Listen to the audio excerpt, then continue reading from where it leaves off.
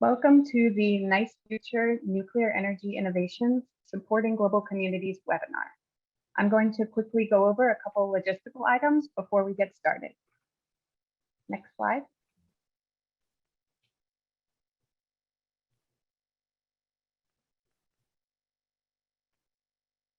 All attendees are in listen-only mode. This meeting is being recorded and will be available for replay on the Nice Future website. Closed captioning has been enabled, and you can choose to turn subtitles on if you wish. If you have any technical issues during the webinar, please use the raise your hand feature and I'll respond to you directly over chat. There will be a brief Q&A session after each speaker. During the presentations, please feel free to submit questions through the Q&A button on the bottom of your screen. And now I'll pass it over to today's moderator, John Carmack. Hello, everyone. I'm John Carmack. I'm a senior technical advisor in the United States Department of Energy's Office of Nuclear Energy, and I will be moderating the session today. Welcome to our speakers and all of our participants. We have a wonderful lineup of speakers today, and I want to thank all of you for joining us.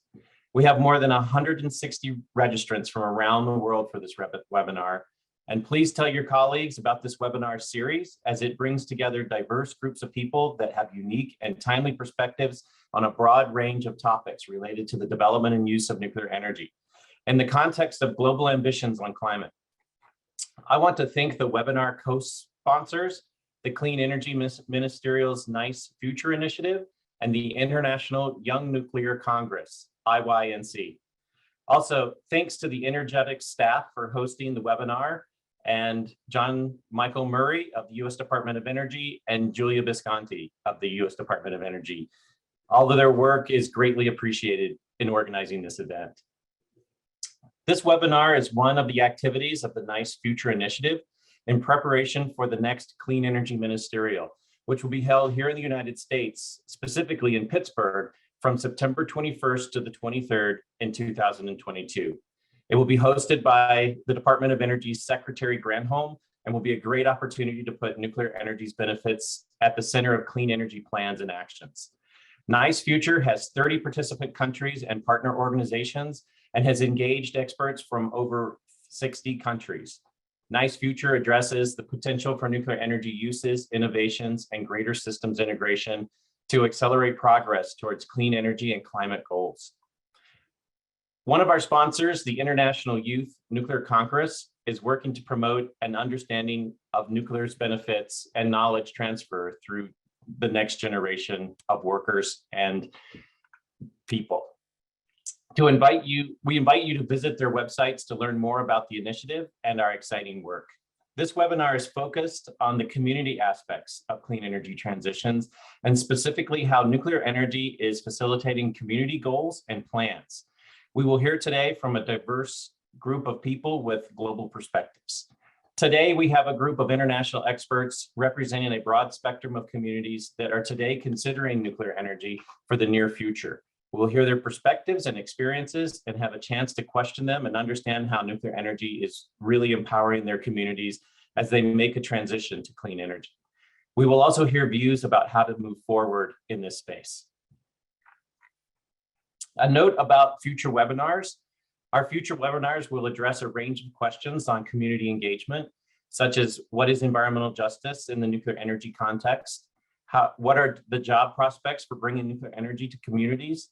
And how does nuclear advance environmental justice and equity, including through innovations such as nuclear renewables integration, hydrogen desalination, process heat, and more. Collectively, we hope this series will provide policymakers with important insights from worldwide experiences. We have asked each speaker today to give a presentation of about 8 minutes, and we'll follow each presentation with a Q&A session. Please use the Q&A function in the Zoom box to post your questions at that time. So let's get started. Our first speaker is Kirsty Gogan, a co-founder of TerraPraxis, a new nonprofit organization working with an extensive global network to define, incubate, and initiate scalable strategies that fulfill the twin missions of prosperity and decarbonization. Some of their pioneering concepts were unveiled at COP26 and are groundbreaking. Kirsty, over to you to shed light on your exciting research and potential ways to accelerate progress on climate change and boost communities through jobs and opportunities. Kirsty, the floor is yours. John, thank you so much, and thank you to Julia and to John Michael and all of the organizers of this webinar. And I'm really honored to be joining such a wonderful and distinguished group of speakers today. So I'd like to really talk about how near-term climate scale strategies can compete on price and performance with fossil fuels and help break through the world's largest and most difficult carbon emissions challenges, which, as I'm sure you all know, are coal and liquid fuels. I'll share, as John said, also some highlights from COP26, where we gathered leaders from around the world, including very intentionally a strong representation from the Global South, to discuss strategies to accelerate the affordable repowering of 2 terawatts of coal currently operating in the world today, and also deliver the equivalent of 100 million barrels of oil per day of carbon neutral liquid fuels to continue powering our global economy. And considered these strategies in the context of the risks of failing to decarbonize through the humanitarian lens of climate justice and equal access to energy. Next slide, please. So as of 2022, the world has more than 2 terawatts of coal-fired power plants, adding around 38 billion tons of CO2 emissions per year.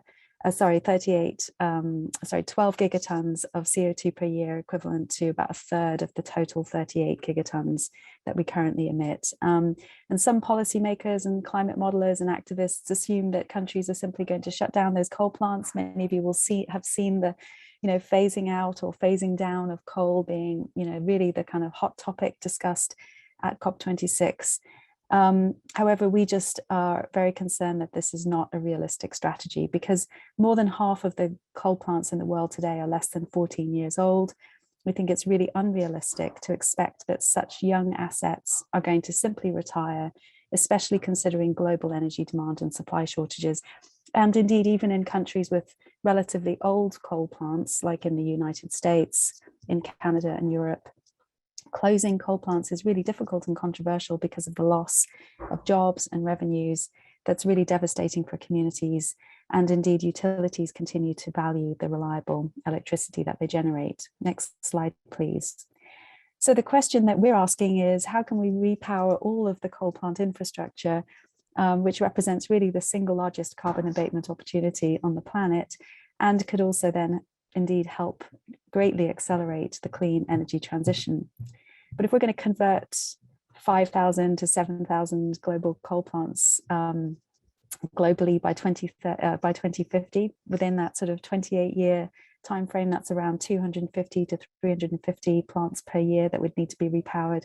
We're going to need a really redesigned delivery model to meet this rate of deployment. So next slide, please. So we're designing a repowering coal system, which you can find out more about on the TerraPraxis website, which includes really just a small number of key design innovations. The idea, firstly, is that the advanced heat sources, which are expected to be ready for mass deployment by 2027, will replace the coal boiler in the coal plants, and then most of the coal plant is reused. This is made possible by a heat transfer and storage system. And then the buildings themselves hosting the new heat island are made from mass-produced standardized components, which is in itself made possible by seismic isolation systems that mitigates the need for any site-specific redesign. Next slide, please. So this really means that we're designing a very fast, very low cost, and very repeatable strategy to repower hundreds of existing coal plants that would otherwise continue to burn coal, and whose closure is likely to encounter fierce political resistance and cause economic harm to communities. So next slide, please. So at COP26, we brought this concept, and we were really honored to be hosting distinguished speakers to discuss these issues, including the former president of the Maldives, President Nasheed, and White House climate advisor Jerome Foster II, both of whom brought a very strong perspective on climate justice. Mr. Foster was recognizing that while developing countries that have invested in young plants can't afford to just abandon these assets and their own economic growth, Climate justice is actually also a major issue in developed countries, including the US, for example. The world needs to stop burning coal, but the US really must show leadership by bringing a solution to these coal plant communities that enables the emissions reduction whilst preserving the jobs and the grid connectivity to continue supplying reliable electricity, but just without the carbon pollution. And President Nasheed was arguing that those countries responsible for the lion's share of historic emissions, such as Europe and the United States and Canada and Australia, should go much faster to decarbonize and reduce the exposure that his country is facing to climate impacts, and absolutely should be using nuclear energy to achieve this transition. You could go to the next slide, please. We also invited the president of the Canadian Nuclear Safety Commission, President Velshi, to give her thoughts on the repowering coal opportunity. And I included the quote here on the slide. You can see that President Velshi's view is that the regulator's job is to protect people from risk and not from progress, and that the regulators around the world should be engaging actively in these innovative opportunities to accelerate decarbonization and really get ready to be licensing at the scale and the speed that will be necessary to achieve the transition. And then we were also very fortunate to have Amy Roma, who's a partner at Hogan Lovells and has been very involved in the Wyoming repowering site that's being led by the Natrium Consortium between TerraPower and GE Hitachi. And she is seeing firsthand how repowering coal is an example of how the clean energy transition can actually enable also a just energy transition. If you could go to the next slide, please. Next, I'd like to share with you some perspectives from speakers from elsewhere in the world who were bringing a perspective that's already very exposed to climate impacts today in Kenya and South Africa and the UAE. And Mr. Kamau, who discussed the need to expand the definition of energy access from just basic household electricity to actually really enable real economic growth. He was arguing that, while Kenya already has actually a clean electricity grid, has not contributed in any meaningful way to the climate crisis that we're facing, but does need to massively expand the energy that's available in his country, not only for household access, but also to build schools and hospitals and enable industry and economic growth. And equally, Ms. Dlamini was discussing the need to repower 38 gigawatts of plants in South Africa in a way that enables equitable growth and prosperity and addresses unemployment, especially affecting women and young people. Because while South Africa has abundant sunshine for solar energy, the electricity grid is currently centralized around 6 very large coal plants, currently supplying a very large fraction of the electricity. And then Mr. Al-Hamadi, of course, is already leading the demonstration of the shining path for the world's most successful first-of-a-kind nuclear plant that will contribute not only to the country's decarbonization, reduce its exposure to climate risk, but also enable reliable and clean electricity that's vital for the well-being of their people. If you can go to the next slide, please. John, are you popping up because I'm out of time? You're pretty close. Yeah, okay. Well, I'll just very quickly skip over another opportunity that I mentioned, which is to produce hydrogen-based clean synthetic fuels. This is a 20 gigawatt installation, hydrogen and synfuel gigafactory that's really enabling a very different kind of delivery model for nuclear energy, because if you're producing commodities rather than electricity that you can store and transport and export, then you can have a much larger scale of site, and you can also therefore integrate your full manufacturing, installation, production facility in one small refinery site. If you could go to the next slide, please, which is this is an example of an offshore production platform making ammonia with high temperature heat sources on board. Next slide, please. And the multi-product platform is not only producing hydrogen-based fuels, but also cabling power into shore. We'd envisage this as being moored off the coast of a developing economy, such as Ghana, for example. It's also producing enough fresh water for the entire city region of Accra. Next slide, please. And I just want to highlight this very briefly, that we convened an unusual set of speakers to discuss nuclear energy. Here you see a panel which is made up of the climate minister for the Maldives, describing the extreme risk that their country is facing already today due to climate impacts. Mr. Paweł, who we heard about earlier, and also the chief scientist from Shell and the chief operations the chief operations officer from Iceland Air, all of whom were discussing the need to transition, but each from their very different perspectives. And actually, this is a really important part of, I think what we need to do to be successful, which is to bring new voices together with very different perspectives, but all very motivated to solve the problem. And that you can feel free to skip over the next couple of slides if you'd prefer to, given the fact that we've run out of time. I'm happy to share these. But thank you so much. Look forward to the discussion. Thank you so much, Kirsty. So that was a great presentation. Let me ask you a couple questions. We've had a couple come in while you were speaking.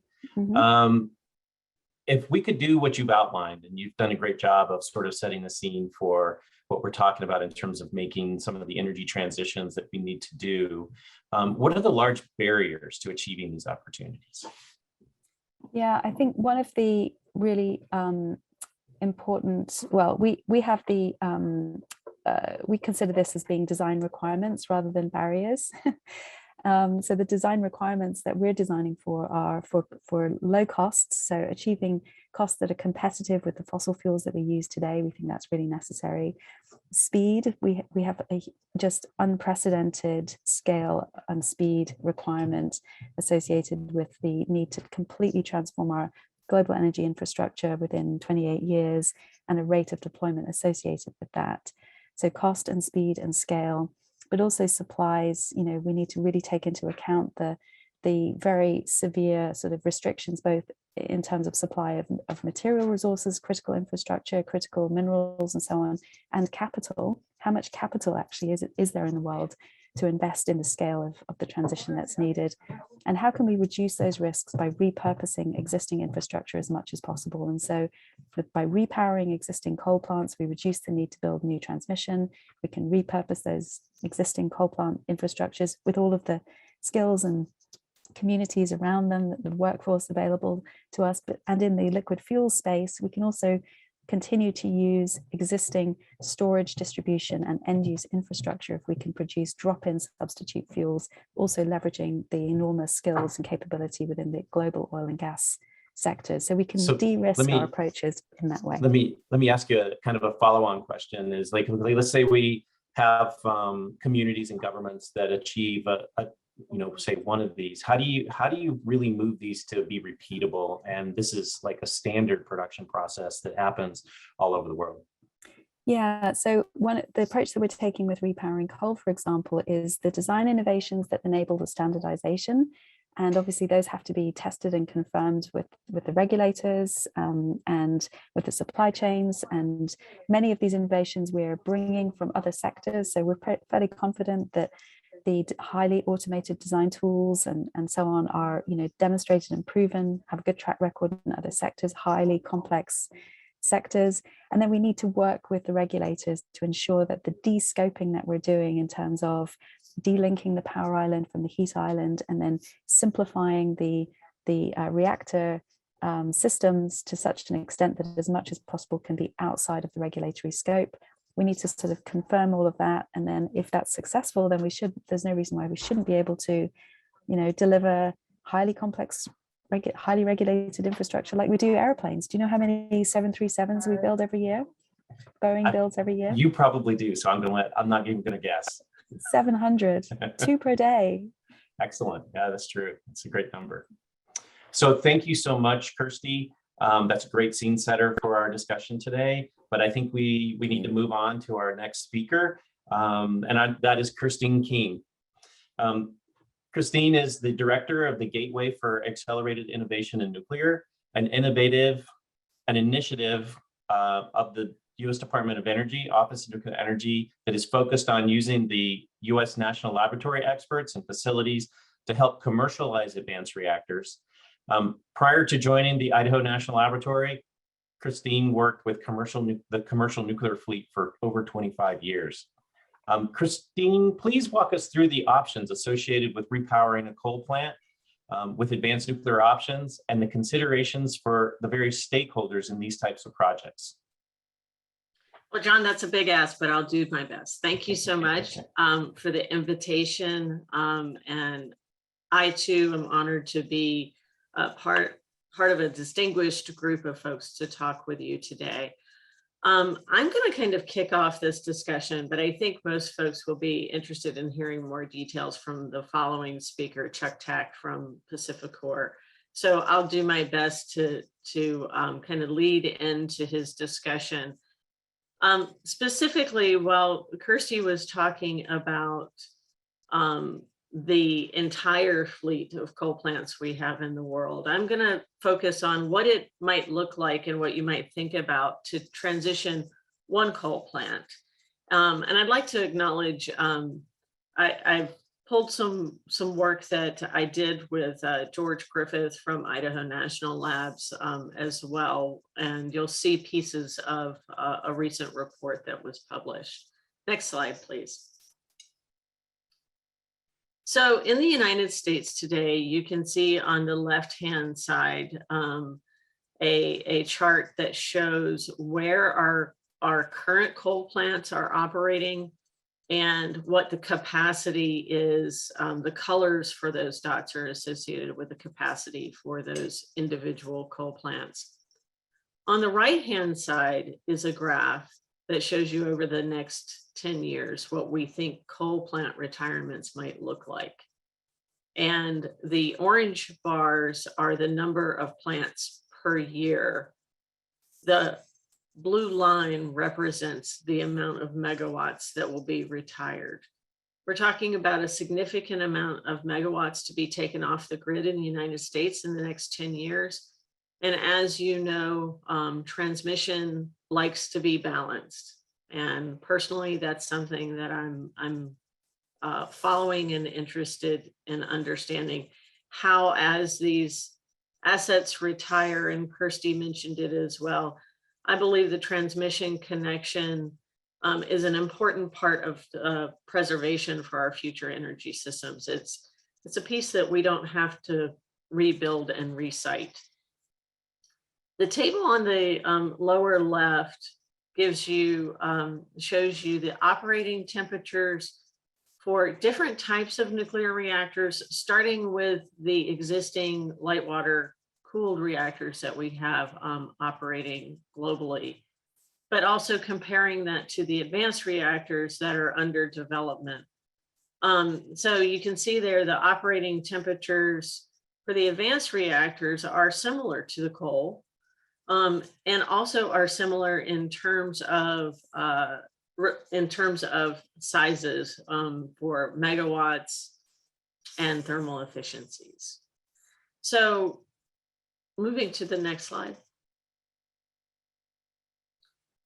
When you consider what we might do for a particular coal site, there's a lot of different things to consider. Initially, you might consider what you might do with that site in and of itself.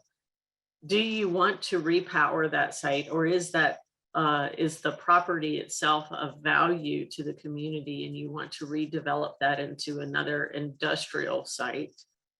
And when you do that, you need to consider what type of remediation might be necessary from the operation of the coal plant. You may have to consider remediation even if you want to repower. Nuclear sites have a significant number of considerations. When you place them, you need to look at how close you're building that to population. You need access to water, and there's seismic considerations as well. The map of the United States on the right-hand side there shows applying some of these site considerations through a tool from Oak Ridge National Labs called ORSAGE. This is a very powerful tool that allows you to apply criteria in layers to GIS information.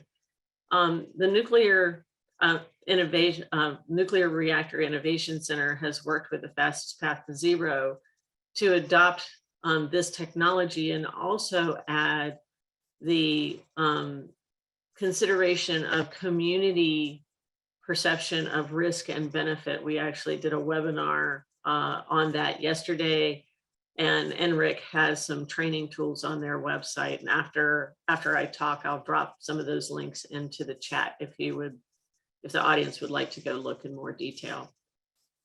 But the green shows you where all of the sites meet the criteria for siting a nuclear plant. The yellow represents individual places where there's a single issue and so on. So you see for the United States, we actually have an incredible opportunity for siting nuclear plants. And as such, if you were to overlay that with the first chart of where the coal plants are operating. Relative to repowering coal, there's three ways to think about it. One, you could brownfield the plant, which means you would just preserve the transmission connection. Another way is to retain the power block, essentially retaining the turbine and the way that you produce the steam on the coal plant. We've been talking about that as a direct connection.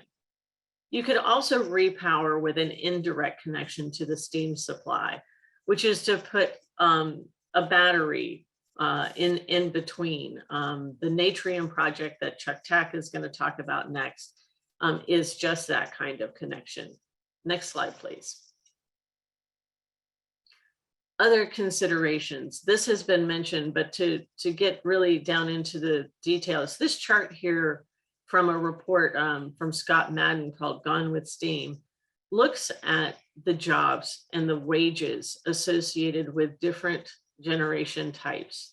And you see the top two lines there for nuclear and coal. The wages and the number of jobs on site are close, similarly as they are close for natural gas.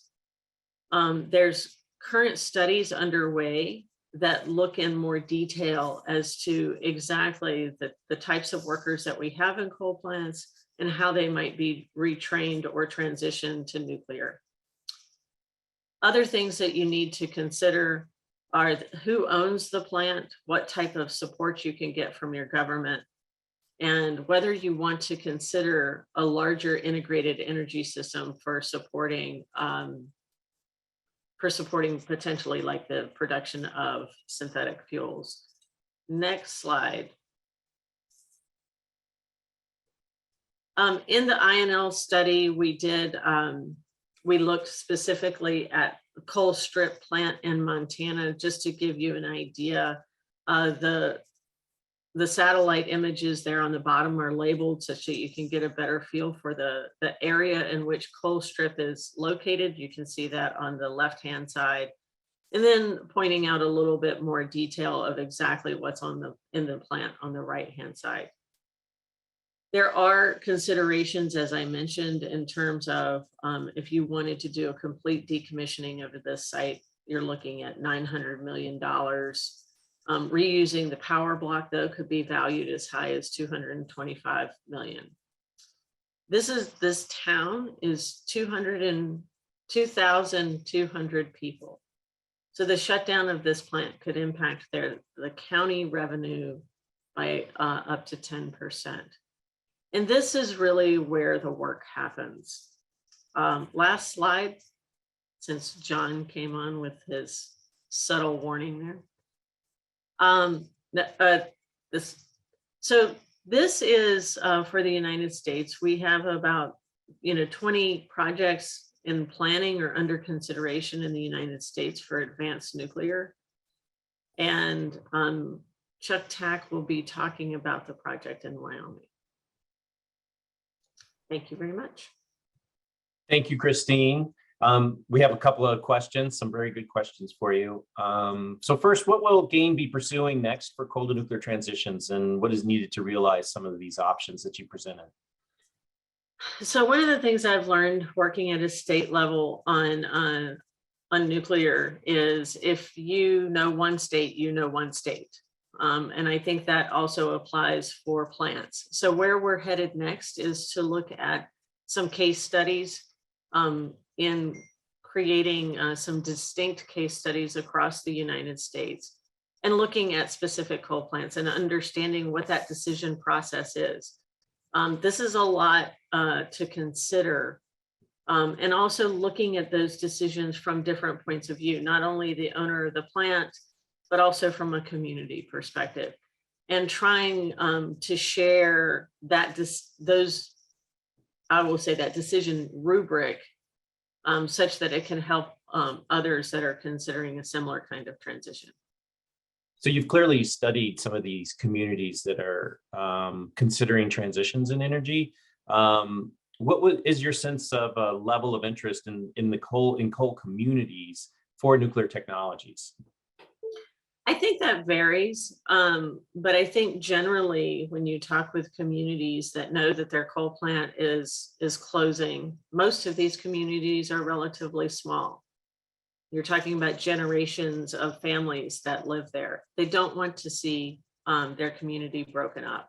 So they're looking for technologies that come in that give them a new opportunity for good paying jobs, for interesting jobs that create the next opportunities for the next generation in their towns. Thank you so much, Christine. That was a great presentation and excellent questions and answers. I think we should move on now to our next speaker. A fascinating speaker, Chuck Tack, is the Vice President of Nuclear Operations for PacifiCorp. He has 20 years of experience in the utility industry, including 8 years at the Fort Calhoun Nuclear Power Station and Cooper Nuclear Power Stations, where he held a senior reactor operator's license and spent time in engineering and regulatory. So Chuck, over to you. Thank you, John. You can hear me, correct?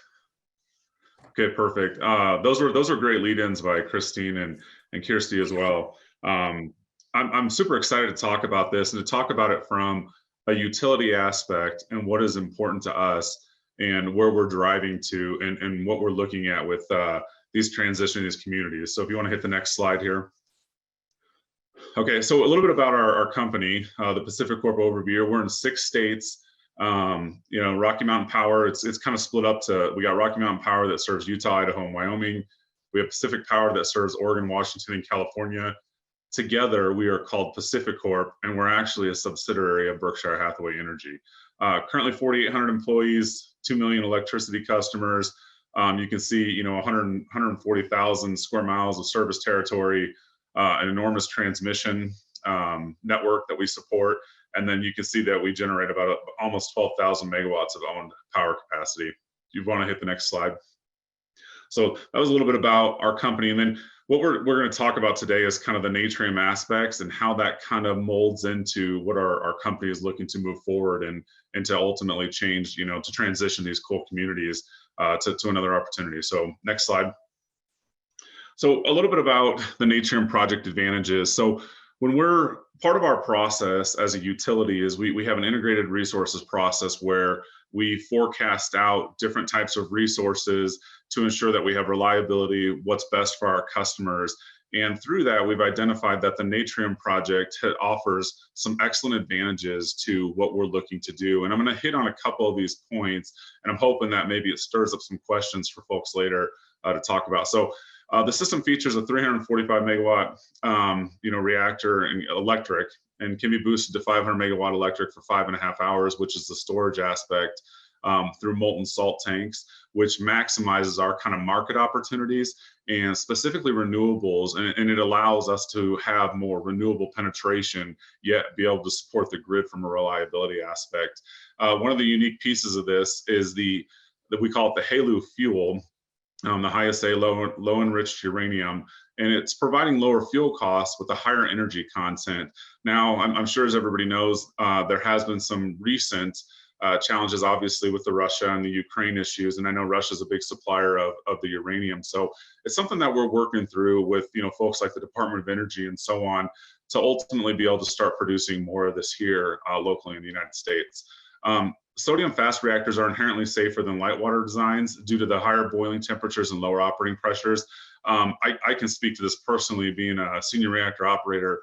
A lot of our challenges in the light water industry had to do with these, the lower boiling temperatures and bigger challenges of the energy content in the reactor, which caused the operators to have a lot more training and be able to respond a lot faster to mitigate accidents. And so with this design, it's super exciting to think about the inherent safety and the less, I guess, responsibility you're going to put on those operators. And it's kind of designed out a lot of those potential challenges.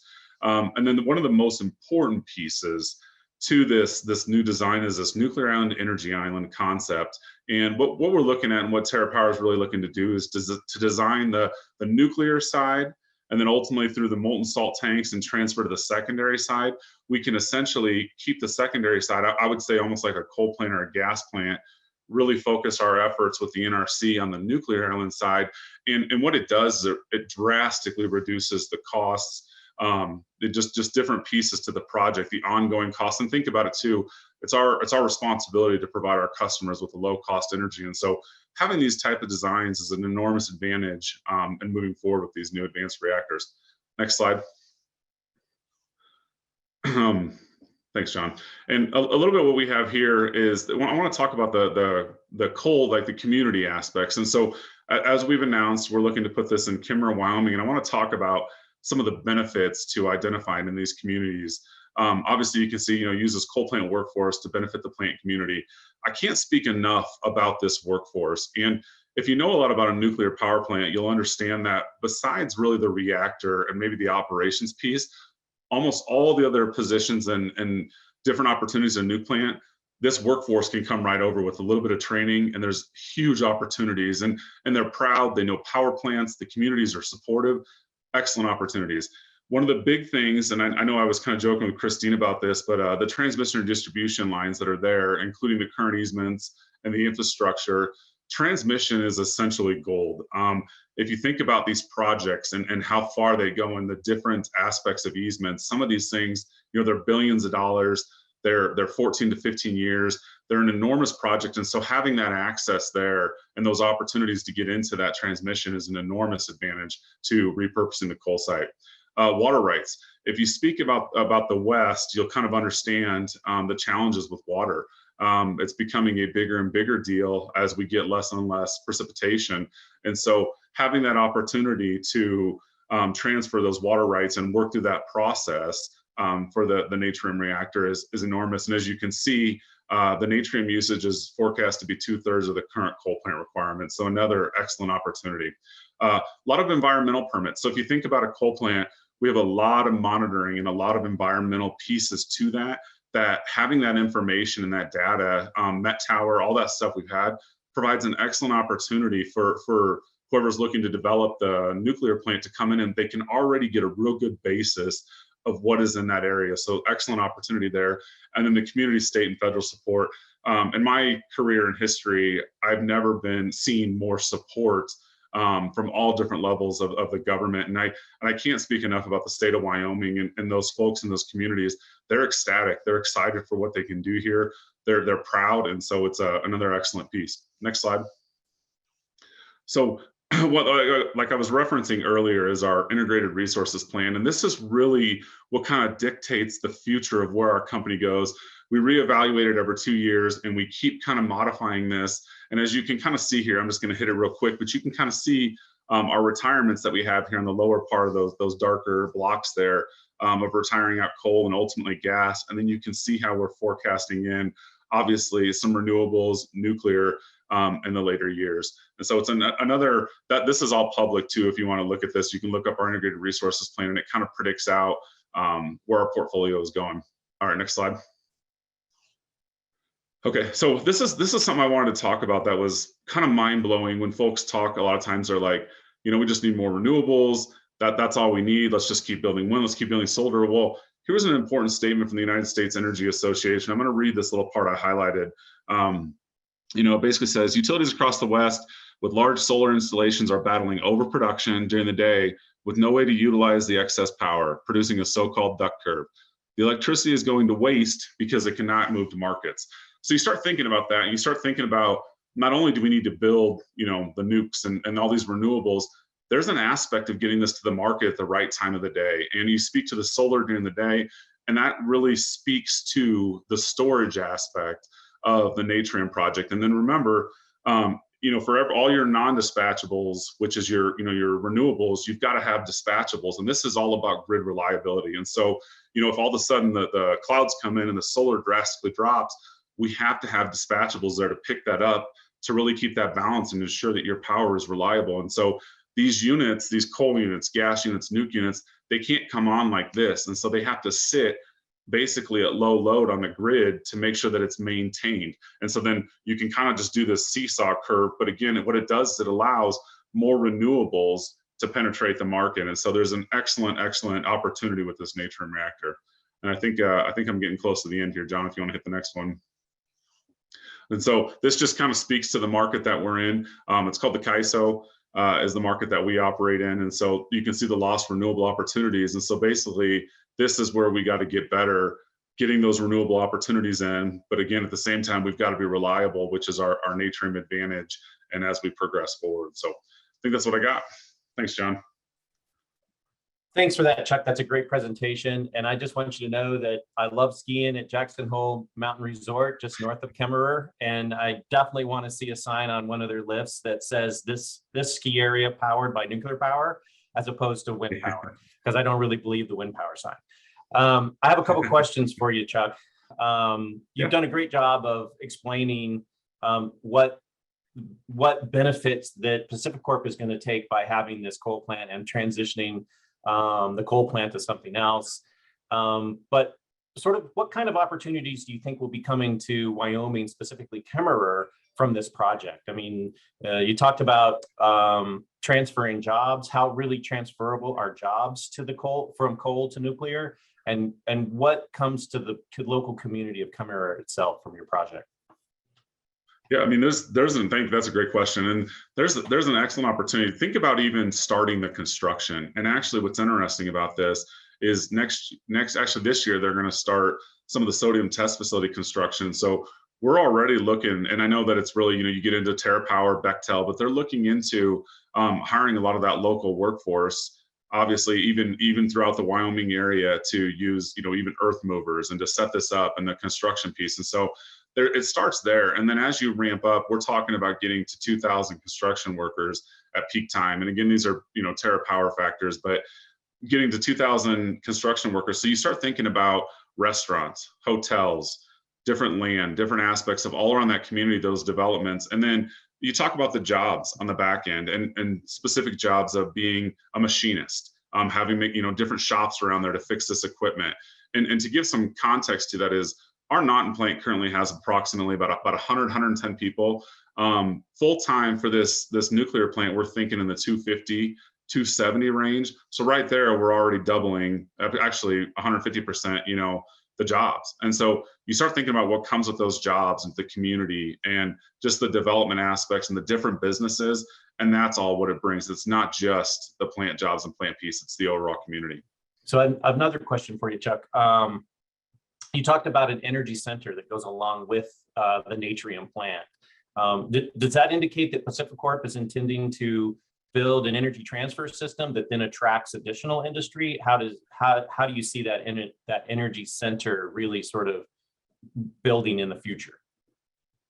Well, I think what we're looking at is we're going to start with this one, right? A first of a kind type Natrium, and see what that really does. Obviously, the development and what comes with that and what challenges we have. But as you can see kind of in our IRP, and I hope I'm kind of answering this, John, but in our IRP, you can already see that we've forecasted out in the 2030s more of these opportunities.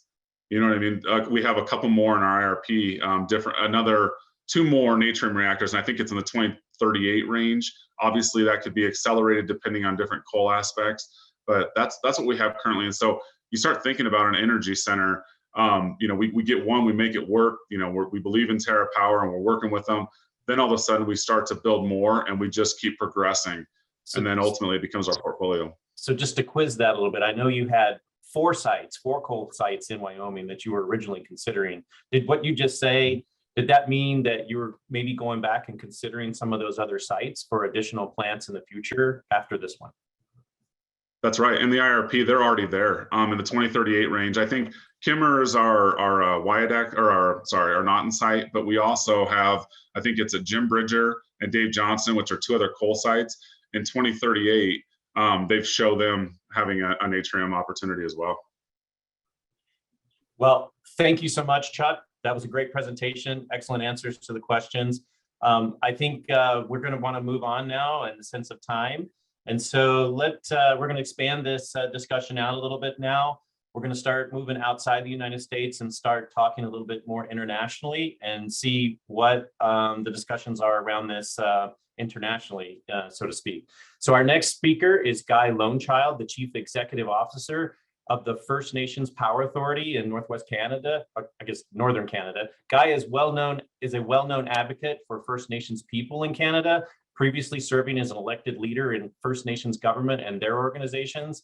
Guy has led the Federation of Saskatchewan Indian Nations as a chief and vice chief from 1999 to 2008 and 2009 and 2011, where his work has helped to establish new institutions. One of those institutions is the First Nations Power Authority, established in 2011 to provide new economic opportunities in renewable energy and carbon neutral power generation.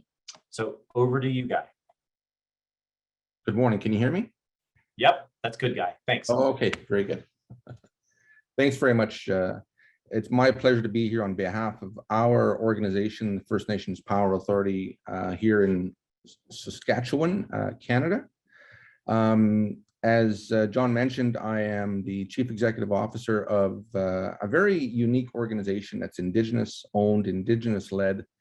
We have offices throughout Western Canada, in Calgary, in Saskatoon, Regina, Saskatchewan, and soon to be East York, Ontario, just outside of the downtown Toronto. And so we are North America's only not-for-profit, Indigenous-led, Indigenous-owned organization that helps to develop renewable energy and alternative energy sources for Indigenous communities. Largely, our membership base got started between First Nations and Saskatchewan, and of course, First Nations and Métis communities in the province of Alberta. And what we're really looking to do is to provide leadership in the area of clean energy development in Canada. And so we've had an opportunity to discuss and explore various new nuclear innovations and developments that are happening around Canada. And so we are keenly interested in the small modular reactor technology in various Generation 3 and Generation 4 technologies. As you know, both in the United States, Canada, and the UK have really taken this discussion to the next level in terms of creating the environment, the regulations, and of course the development pace for SMRs has been ever increasing over the past decade.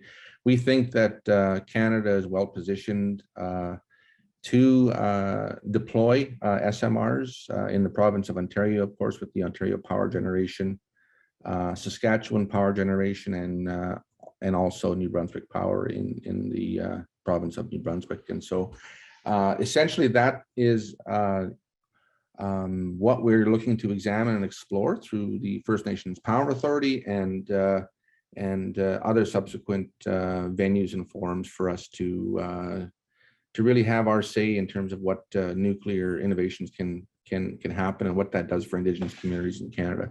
Next slide.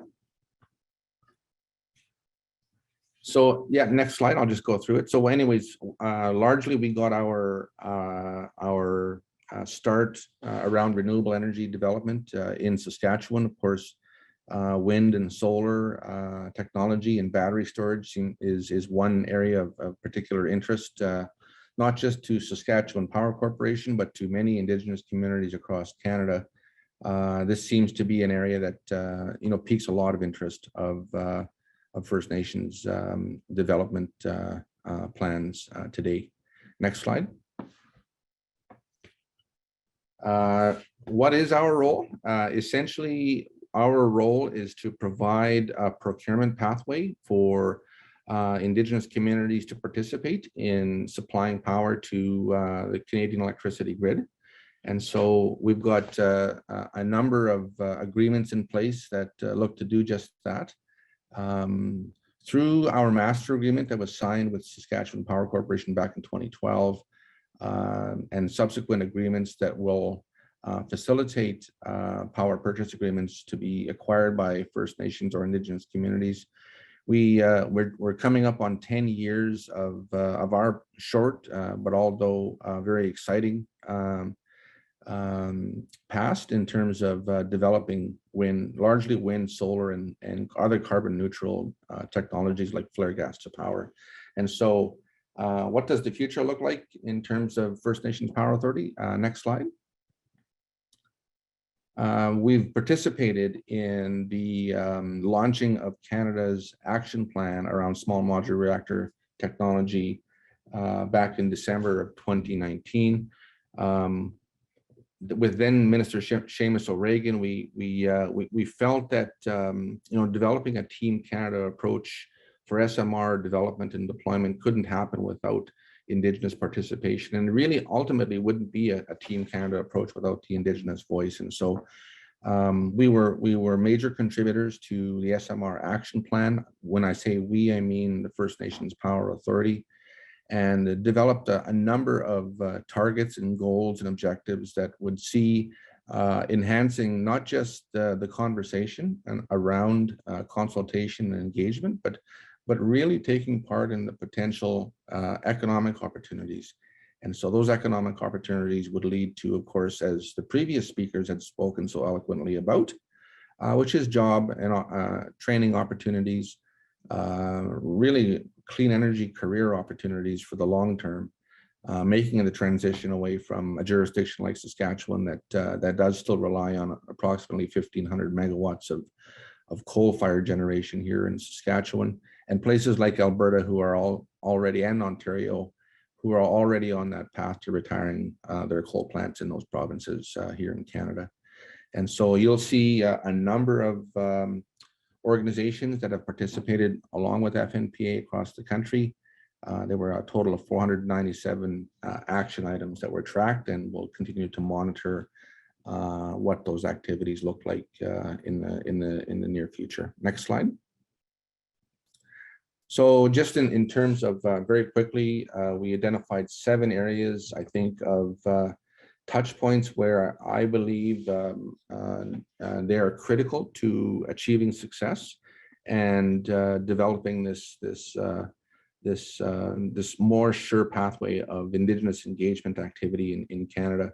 And so we think that creating a safe, ethical space based upon traditional values and knowledge, that Indigenous viewpoints and worldviews are not only accepted, but they're valued and integrated into the decision-making process and the development-making process of SMR development and deployment considerations. And so everything from siting and licensing to commercialization, again, education, training opportunities, contracting opportunities, and capacity development is a major interest of Indigenous communities. And so you'll see on that graphic a little bit about how we work with federal regulators, provincial utilities, and of course the lead federal Department of Natural Resources Canada. And so we're quite excited about sort of what comes out of the conversations we're having with those interested stakeholders. Next slide. And so there's 28 action items. I won't go through all of them, but essentially meaningful Indigenous engagement, honest and discussion. What are some of the regulatory safeguards and who are the players within the regulatory space? And so Romina Velshi was mentioned. There's a significant amount of opportunity to work very closely with the Canadian Nuclear Safety Commission. So we think there's a lot of collaboration opportunities concerning that. Funding for Indigenous participation in small modular reactor projects, equity participation, Is there opportunities to de-risk projects through the development process, through the construction phase, and of course into deployment phase of SMR technology? And we think there are. We think that there's room for significant federal incentives and federal participation in that regard as well from Canada. And lastly, just in terms of the future talent and knowledge development, we think that it's not about us anymore. It's about the young people who are looking at ways to develop career paths away from GHG emitting technologies like coal and natural gas fire generation. And so, yeah, so maybe just the last little slide here, maybe going back to the previous one. These are some of our values and priorities. We think it's a new era for economic and environmental reconciliation, and it's time for the Indigenous point of view to be taken into consideration when it comes to new nuclear in Canada. So thanks very much for the opportunity to talk to you today, and look forward to any questions you might have. Thanks, Guy. That was a great presentation. I have a couple of questions for you, but I think my first one that I had, you pretty much answered, which was what kinds of ways do Indigenous communities envision participating in the development of these SMRs in Canada? I think you covered that. So what's the role for the Canadian government to support those activities for you guys?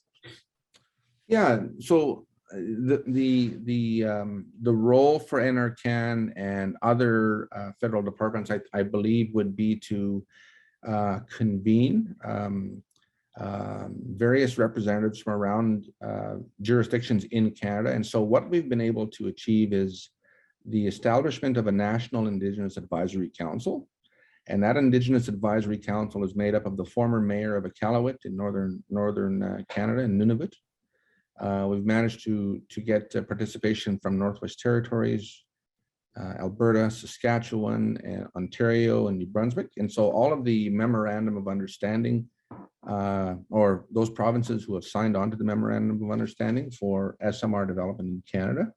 And so we've been very fortunate to get some federal funding to have these meetings and discuss with the various vendors across Canada what type of deployment plans they do have, what are their technology considerations, and how does that affect the local environment. And so those are some of the things I think Canada has stepped forward to support.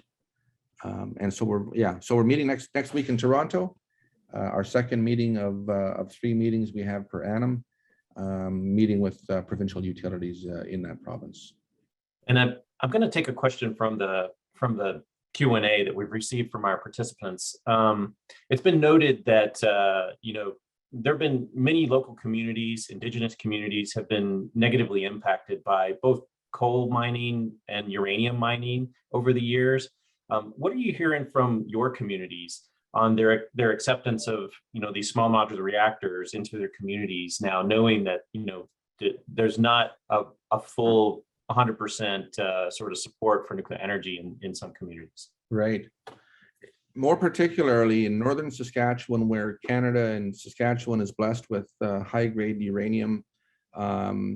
We actually do have a lot of Cree and Dene people who do work in uranium mines and provide a significant amount of employment for provincial norths in Canada.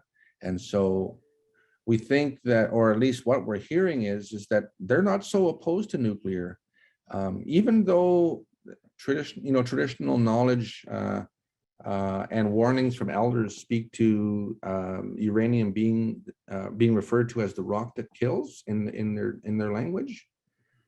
It can be used for peaceful purposes. It can be used to produce medical isotopes. It can be used for good. And so we call on elders from their point of view. How do we best tell that story? And so we think that it's certainly a challenge that what's happening in Russia and Ukraine today isn't helping, but we've got to be able to have the conversation, and we've got to be able to have a choice. And so once we're made to feel that we have a choice, you know, that decision can be much more less contentious, I would say. And so I think that's really the opportunity here is what kind of good does it do in the world, and how could it provide energy security to northern and remote communities in northern Canada? And I think we'll come up with some you know, some very good, interesting conversations around the possibilities for growth in many regions that just will never see transmission line development in far norths in Canada. Right. Thank you so much, Guy. Those are great. That was a great presentation and great answers, questions from the audience. So I think we need to move on to our next speaker. We're going to move across the world to Poland. Our next speaker, excuse me, our next speaker is Paweł Gładysz. Paweł is a PhD assistant professor at the Faculty of Energy and Fuels at the University of Science and Technology, the AGH University of Science and Technology in Krakow, Poland. For over 10 years, he's been working in several research and industrial projects in the field of thermal engineering, modeling, and optimization of energy systems, mainly carbon capture and storage technologies and combined heat and power plants, environmental life cycle assessment, and technical economic analysis, as well as energy policy. Poland has relied on coal for decades, and so we're fascinated to hear how it intends to transition away from this. So over to you, Paweł.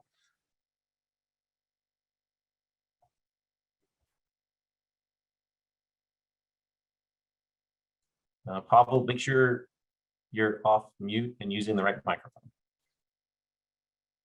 Can you hear me actually? Now we can. Thank you. Sorry. So again, thank you, John. I'm pleased to speak to all of you here today, and thank you for organizers for giving me the opportunity to present some of the results regarding the possibility of retrofitting the coal power stations in Poland with advanced nuclear power technology. This is a shared research of my colleagues Stefan Quist and Łukasz Bartela. On the next slide, I would start with the introduction of the work that we started in 2019, where the first part was devoted to the general assessment of the Polish energy sector and the options for the rapid decarbonization with the use of existing coal assets. So we were looking at nuclear, solar, geothermal, carbon capture, and biomass conversion for the case of Polish coal assets. And on the right side of the slide, you can see that we actually analyzed all of the significant coal assets in Poland, and we tried to figure out which of the technological option will suit best the existing infrastructure, existing coal fleet. And at the end of the day, we came up with a recommendation that our large share of this fleet could actually be beneficial to apply coal to nuclear option. When we were looking in detail to the coal and to nuclear option, we are decided to analyze 3 case studies for 3 different coal-fired power plants in Poland. One combined heat and power plant, one Łagisza 10 block of 460 megawatt of electrical power installed, and this reference 200 megawatt unit, which is a very popular type of power block in Poland used within the energy system.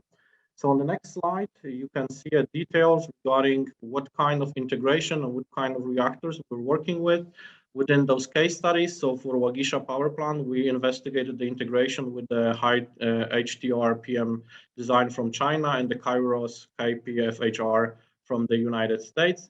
For the reference 200 megawatt class unit and for the combined heat and power plant, we analyzed the integration of generic molten salt reactor. This was basically based on the Torcon design, and also the integration with the Kairos KPFHR. As you can see, we were analyzing the reactor unit size from 250 to 320 megawatts thermal, which means that for the retrofit of a specific case, we use from 2 to 4 reactors working parallelly to replace the existing coal boilers. On the next slide, you can see that we also, besides doing the whole, can we switch to the next slide, please? Okay, thank you.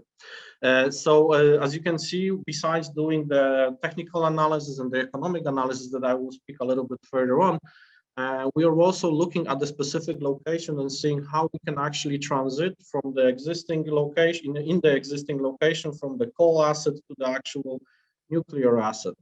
On the right side, you can see an example for Łagisza unit, and you can see that there was enough space to actually situate the 3 reactors needed for the retrofit, as well as to maintain the coal-fired boiler as long as possible, which actually allow us, in terms of doing the whole retrofit, to maintain as long as possible operation of the power plant, which is important from the safety of the whole energy system in Poland. So on the next slide, as I mentioned, there is a short overview of just one of the example of the reference Łagisza power plant. And as you can see, depending on what kind of reactor was used, we could use 3 or 4 small modular reactors, depending on their design. And at the end of the day, we could get a very similar net electrical power compared to the reference coal-fired power plant. At the end of the day, also the efficiency were actually close to the reference plant. Depending on which if we are using the high temperature gas reactor or we were using the molten salt reactor, of course, a different way of how to merge the existing infrastructure that is left in place, which means basically the steam cycle with the newly built nuclear reactor system, nuclear island, was the combination of how to actually join them. And the most significant thing was to actually match up the parameters that were required in the steam cycle with what can actually the nuclear island provide in terms of temperature and pressures of the steam that can be produced in the steam generators. Going to the next slide, I would also like to mention that we did, of course, the economic assessment. And this is one of the key aspects in terms of choosing the right option for the decarbonization. When we started to look at what is actually left and what can actually be used in the existing site when we do the retrofit, we started looking into detail of what kind of potential savings in terms of investment can we actually get. So in total, taking into account a generic advanced SMR and taking into account a specific division of costs from the total cost that can be estimated, we assume that up to 35% of the cost of greenfield can actually be saved thanks to the actual utilization of the existing infrastructure. When I'm talking about infrastructure, I'm talking mainly, of course, about the steam cycle, but also other elements like plant auxiliaries, civil infrastructure, the power transmission system, and the power outage system. Everything there is actually suitable to be used. Of course, for the rest of the elements, the rest of the subsystems for such nuclear design, of course, the new construction needs to be taken away. And on the right side, we can also see that we did a net present value comparison besides, of course, others, but we did it not in a direct net present value, but as an incremental analysis compared with the continuous operation of the coal-fired units. And we also compared it with the greenfield. So instead of actually doing them repowering, we decided we'll turn down the whole and put a new greenfield SMR plant. And as you can see, the payback time for such an investment, depending, of course, on the different assumptions regarding, for example, the prices of carbon dioxide in Poland, in European Union, the payback times for the retrofit, so actually using part of the coal asset, was something around 10 years, where for the greenfield investment were something of a 15 to 20 years. Going to the next slide, I would like to mention that our work continues right now. We started in the beginning of 2021 by the support of the Gładysz Climate Foundation, and the scope of the work that the Sky Group contracted is to include within the coal to nuclear option the thermal energy storage, and we are doing it again in the case-specific location of Łagisza power plant and the Kairos KPFH reactor. The idea is that we, instead of adding 3 reactors to replace the coal boiler, we use 2 reactors with an estimated thermal power capacity of 640 megawatts.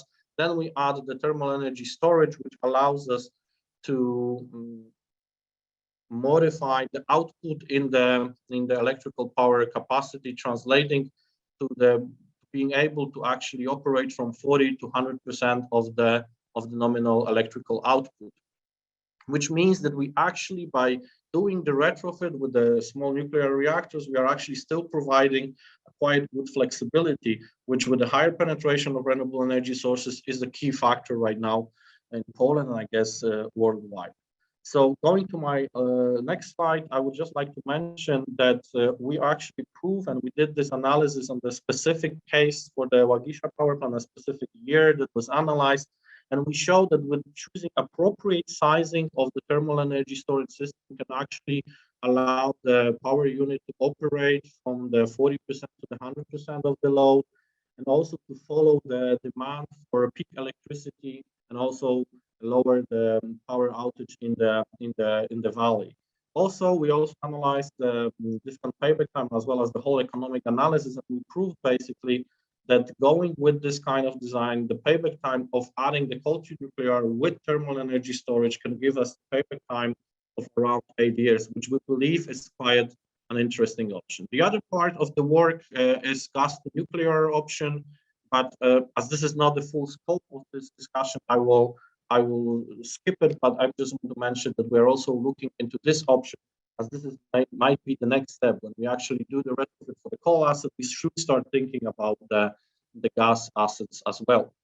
So going to the last slide, I would like to thank you all for the attention. There are some more information, public available publications. As well, I would like to mention that we are now in April launching a research project in Poland funded by the National Center of Research Development that will be strictly devoted to the in-depth analysis of the plan for the decarbonization of domestic power industry through the use of nuclear reactors with different levels of retrofit.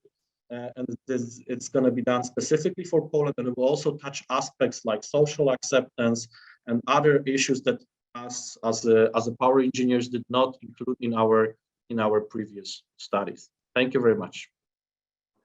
Thank you, Paweł. That was a great presentation. Very interesting study. Let me ask you kind of a high level question in terms of your study and how it will be used in Poland.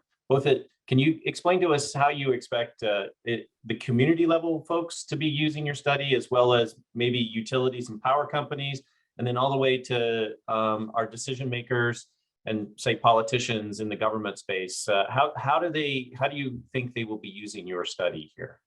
Okay, so I will start from the middle point. So I would start from the companies, because they are the ones we are directly in cooperation, trying to acquire the data required for our study and also give them the information regarding, is this actually a feasible for them? The most important thing is it actually technically feasible, of course, and will it be economically profitable for them? So this is something that we are providing the answer directly to them right now from the study that we are currently doing and that we've done in the past.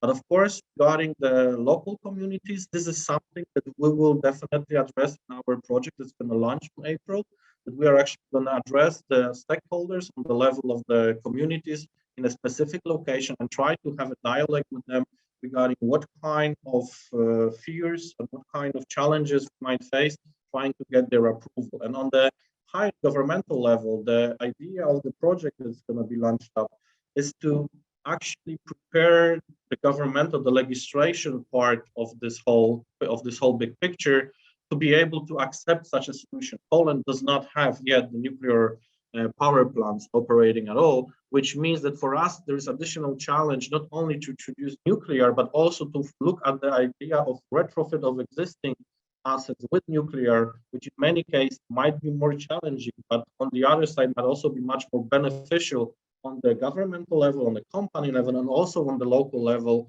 where we will be able to keep most of the jobs in the power sector. So we're all very concerned with the situation in Ukraine. And so I wanted to ask you a question about your gas to nuclear option and that parts of the study.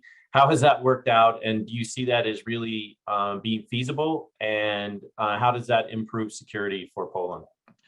Okay, so when I'm talking about this, I would like to mention that Poland has 3 or 4 combined cycle power plants fired with natural gas. So there is not a huge capacity right now, but it was planned and some of them are still in construction. But at the end of the day, especially taking into account the current situation, the problem that might show up in the future with the gas supply, but also try to quickly get out of the fossil fuels towards other alternative energy sources. And again, taking into account that in the last years, a lot of gas power plants have been built across Europe and the US, this is a great opportunity again. And also from the point of view of the lifetime of operation, they have still 20, 30 years of lifetime for them, which means that we can start also think about the retrofit. And in terms of technical aspects of how doing the retrofit, it's very similar to the coal assets retrofit, because we will again leave the steam cycle and just add a nuclear reactor with the heat recovery steam generator, basically to provide the steam to the cycle. Of course, there will be a significant drop in the power output due to the fact that we will not be operating the gas turbine. But again, we can save a huge portion of the existing infrastructure. And I believe that, of course, we are now talking mainly about the coal to nuclear, but I strongly believe that gas to nuclear is going to be a next step. And who knows, maybe it will actually come to life quicker at the same time as the coal to nuclear. Great, thanks for those answers and for your presentation, Paweł. So that brings us to, last but not least, our last speaker, Princey Matombane. Princey is award-winning communication specialist and the founder of Africa for Nuclear and a lifelong nuclear technology advocate from South Africa. Princey's presentation will cover the Africa for Nuclear campaign and its plans to help Africa accelerate the pace for realizing the African Union Agenda 2063. So over to you, Princey. Thank you so much, Dion. Greetings to everyone tuning in. My name is Princess Mtombeni, but yes, many people call me Princey. Let me thank the organizers for inviting me to this, to be part of these important discussions. Yes, I will be speaking from an advocacy perspective, because as a communicator, I believe that public perception or changing public perception to be positive is one of the important aspects into achieving really the agenda that we want as the nuclear community, which is to frame the nuclear into the minds of the public in a correct manner. So yeah, may I have the next slide? What is Africa for Nuclear? Africa for Nuclear, as I have already mentioned, is an advocacy campaign which has been recently established. We are fairly new, we are still crawling with the aim to promote nuclear as a key contributor to achieving the African Union Agenda 2063. What is that African Union? It is a blueprint and a master plan for transforming Africa into the global powerhouse of the future, which is something that we at Africa for Nuclear believe that it is possible.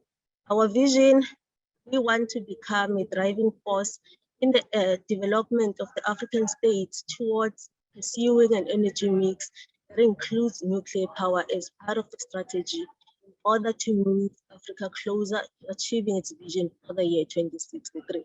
So we want to be at the core or in the front, leading the development of Africa as Africa for Nuclear.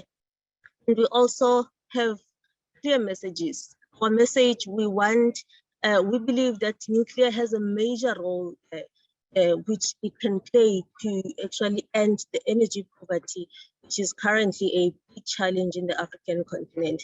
If I can tell you a bit about myself, I was born in the village in a province called KwaZulu-Natal in South Africa. When I was born, we had no electricity at home, so we used candles, we used charcoal to address our energy needs, and also we did not have clean water around the corner, so we had to get up at 4 a.m. in the morning to walk kilometers to get clean water in the fountain. So yeah, that's just the life that actually I was born in. The situation may have changed in South Africa. but for many Africans, it still remains the same. They are in a population of 1.5 billion people in the African continent. Over 640 million of those people, they still do not have access to electricity. So they are currently living the life that I used to live when I was born. And for over 400 million of those people, they do not have access to clean water. So that is the current situation of millions of people in the African continent.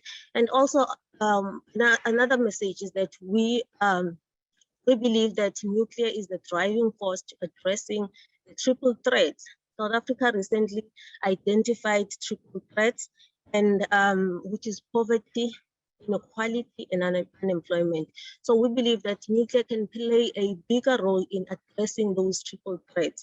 We also believe that nuclear can be a role player to help address climate change, which is what the global challenge that we are facing at the moment. And we also believe that that can be done while we are also focusing on developing Africa, because we don't believe that we can address climate crisis and leave the development of the, and leave the development out, not only for the African continent, but for the world. Countries need to develop while also still addressing issues of climate change. We are also saying nuclear is a key contributor to economic reconstruction and recovery plan post-pandemic. We are all aware what the pandemic has done to our economies, and post-pandemic, we need to come up with practical strategies that will address the situation that we are all facing, which is, our economies, being affected badly. May I please have a second, the other slide, the next slide.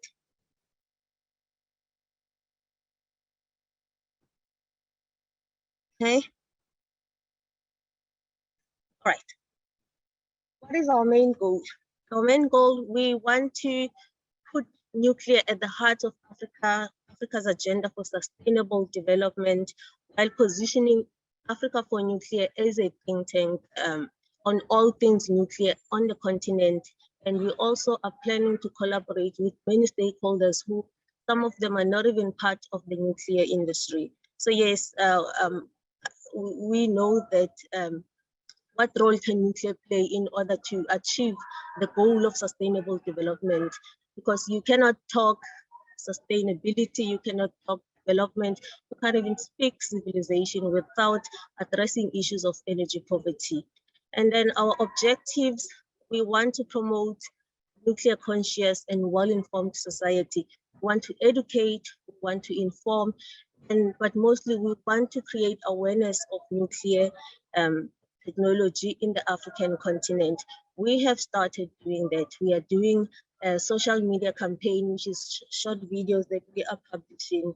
I'm sure you're wondering why I keep on referring to we. But yeah, you see my face on the, as they say, behind every brand, be it personal or a company brand, there's a team of people, dedicated people that are working extra hard to make it a success. So I'm in that situation. I just happen to be on your face. Also, another objective is we want to position Africa for Nuclear as a thought leader in the space.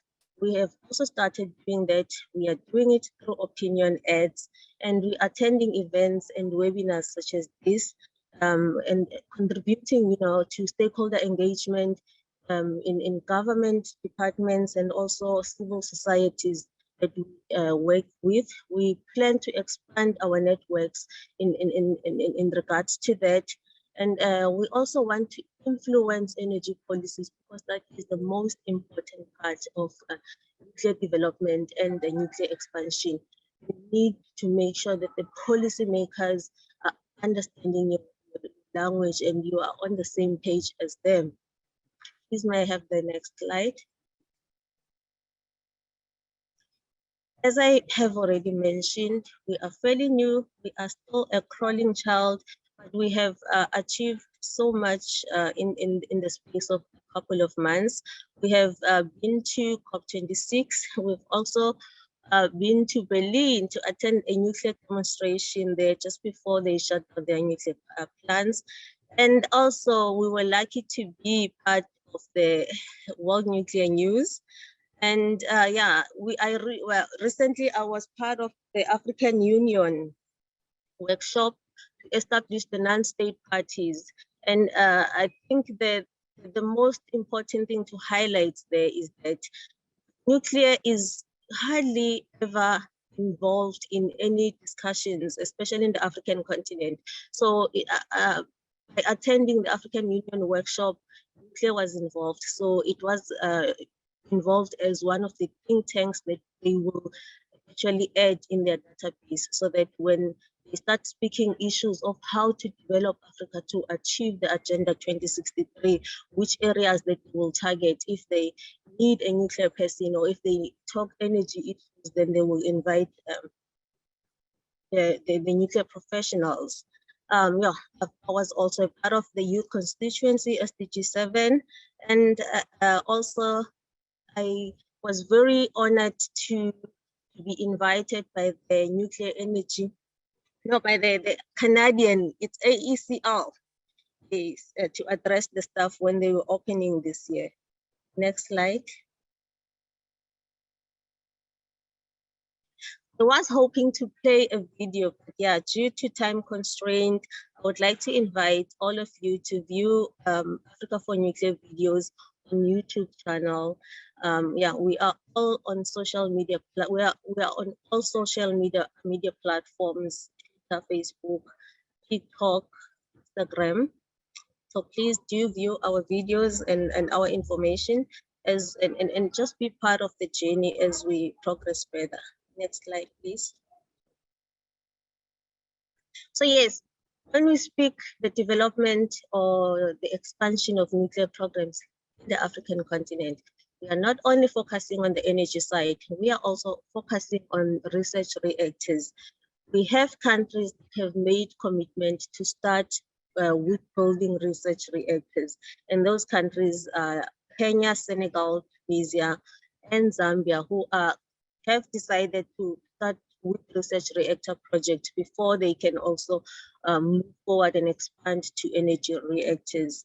And also, where are we in terms of IAEA milestones as the African continent? Many countries, they have actually, they are still on phase 1 of the IAEA milestone.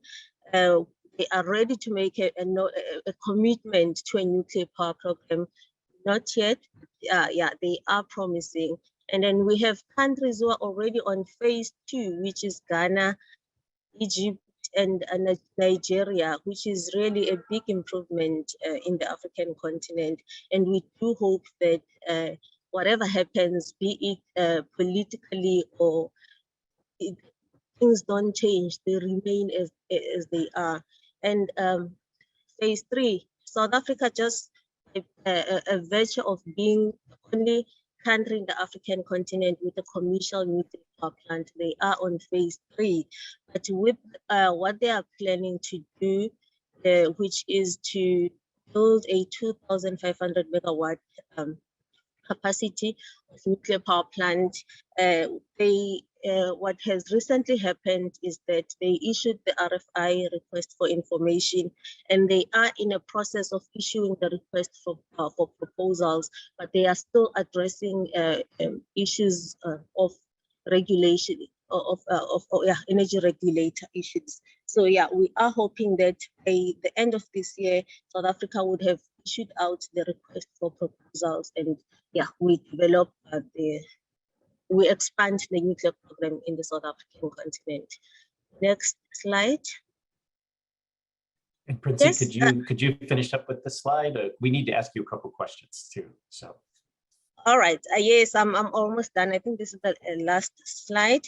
Expansion of our campaign. What we are planning to do is to go on television. There are bigger, exciting plans that you are going to see with the Africa for Nuclear. And we are also planning the schools debate competition in African continent. And we are targeting countries, 19 countries in Africa, which have been identified by the Nuclear Business Platform according to 3 tiers, with tier one being those countries that have government commitment in developing and expanding nuclear.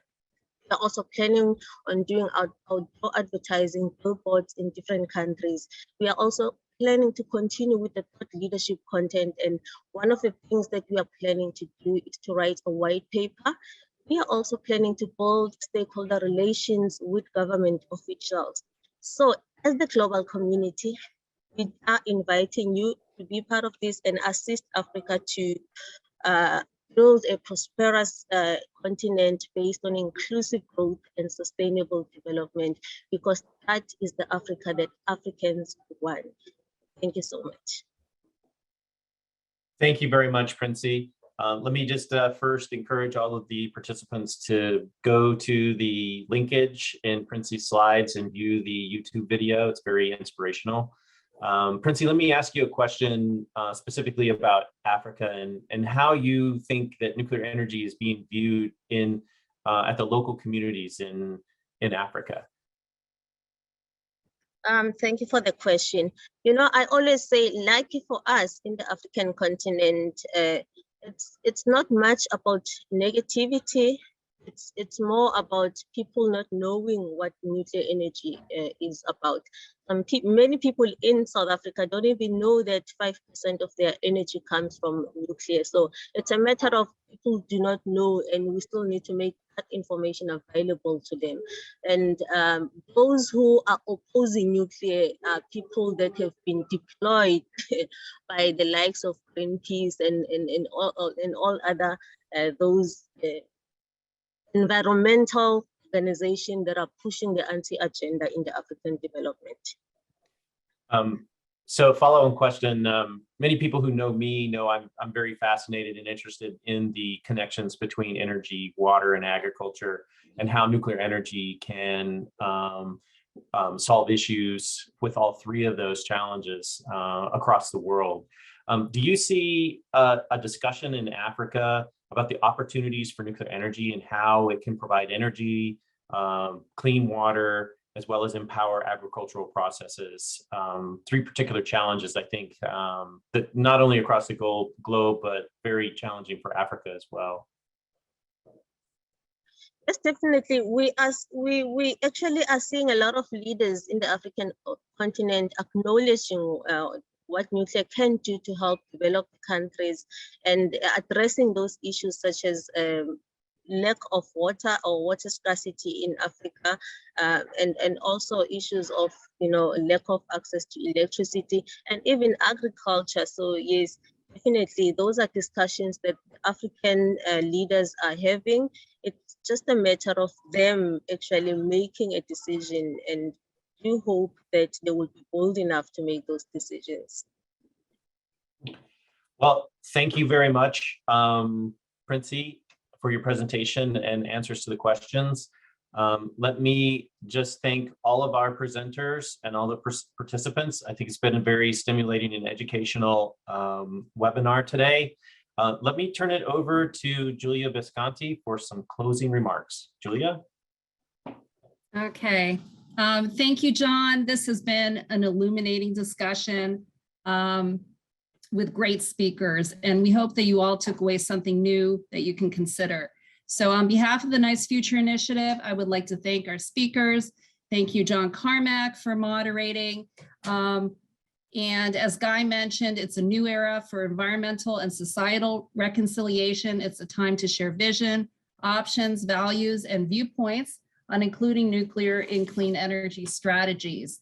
We hope that you will visit our website to learn about Nice Future's efforts, and that you follow what we're doing on the road to Pittsburgh from September 21 through 2022 on the road to SEM 13. So come join us for next week's webinar on Wednesday for an exciting update on nuclear energy as a producer of hydrogen. Thank you again, everybody, for a fantastic webinar. Thank you all.